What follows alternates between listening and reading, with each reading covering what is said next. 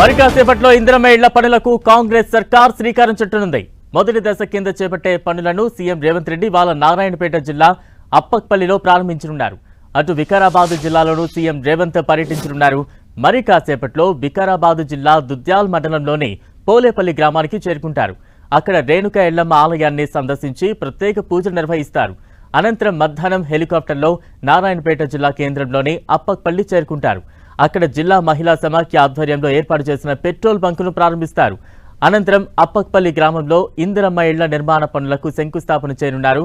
మధ్యాహ్నం 1:00 నారాయణపేట ప్రభుత్వ ఆసుపత్రి భవన సముదాయాన్ని ముఖ్యమంత్రి ప్రారంభిస్తారు. అలాగే మెడికల్ కళాశాల నిర్మాణానికి శంకుస్థాపన చేయనున్నారు. ఈ కార్యక్రమంలో భాగంగా విద్యార్థులతో ముఖాముఖి చర్చలు జరిపే అవకాశం ఉంది.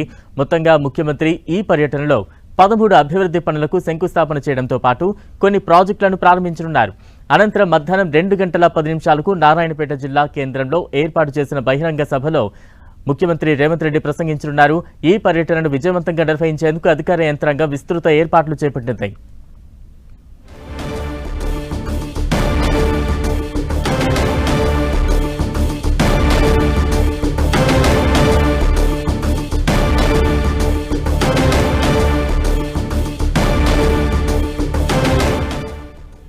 డిఆర్డీఏ ఆధ్వర్యంలో చేపట్టిన మహిళా సమైక్య పెట్రోల్ పంపును సీఎం రేవంత్ ప్రారంభించనున్నారు. అటు ఇంటికే పరిమితమైన తమకు సీఎం రేవంత్ ఉపాధి అవకాశం కల్పించడం సంతోషంగా ఉందంటున్న మహిళలతో మా ప్రతినిధి Raghavendra face to face.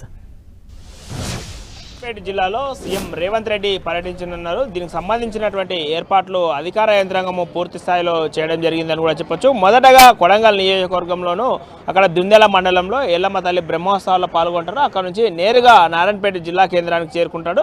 Narayanpet జిల్లా కేంద్రంలోనూ పలు అభివృద్ధి కార్యక్రమాలకు శంకుస్థాపనలు ప్రారంభోత్సవాలను కూడా ప్రారంభించనున్నారు. వర్చువల్గా ఒకే చోటు నుంచి అక్కడ ప్రారంభించనున్నారు. దీనికి సంబంధించి అధికారులు పూర్తి స్థాయిలో ఏర్పాటు చేయడం జరిగింది. అయితే నారాయణపేట జిల్లా కేంద్రంలోనూ రాష్ట్రంలోనే మొట్టమొదటిసారిగా మహిళా సమైక్య పెట్రోల్ బంకును కూడా ప్రారంభించనున్నారు. ఇది రాష్ట్రానికి తలమానికంగా రాష్ట్రంలోనూ చాలా ఆదర్శవంతంగా ఉన్నటువంటి పెట్రోల్ బంక్ కూడా అని కూడా చెప్పవచ్చు. రాష్ట్రంలో ఎప్పుడూ లేని విధంగా ఈసారి మహిళలకు డిఆర్డీఓ ఆధ్వర్యంలోనూ పూర్తి స్థాయిలోనూ వాళ్ళకు శిక్షణ ఇచ్చి పెట్రోల్ బంకును ఉపాధి కోసం వాళ్ళకి కల్పించేటటువంటి ఏర్పాట్లు చేయడం జరిగింది రాష్ట్ర ప్రభుత్వము.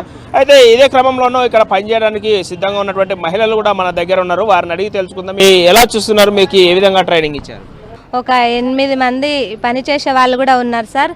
ఉపాధి కలిగించిండ్రు మా మహిళలకని చాలా సంతోషంగా ఉంది సార్. నాకు ఈ అవకాశం ఇచ్చినందుకు సీఎం సార్కి చాలా కృతజ్ఞతలు తెలుపుతున్నాం సార్.